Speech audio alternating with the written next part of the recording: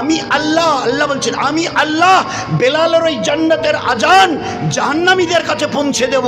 আর ওই যে বড় বড় চৌধুরী আবু জেহেল, আবু লাহাব, ওতবা, শহবা, যাদের নাম শুনলে লোকের হৃদকম্পন হতো, তারা এই আওয়াজ জাহান্নামে আগুনে দগ্ধীভূত হবে, সাপের ছোপল খেতে থাকবে।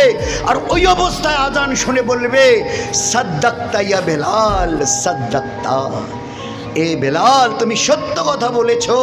যার কাছে দিন থাকবে সে ইজ্জতওয়ালা হবে, যার কাছে আল্লাহ বলতেন যার কাছে আমার দিন থাকবে না সে বেইজ্জত আর রুসওয়ার জলিল হবে।